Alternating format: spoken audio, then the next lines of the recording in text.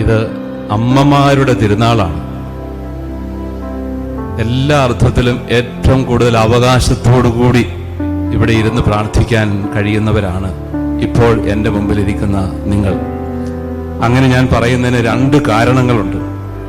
ഒന്നാമത്തെ കാരണം, 8 നോമ്പ് ആരംഭിച്ചത് അമ്മമാരാണ്, സ്ത്രീജനങ്ങളാണ്.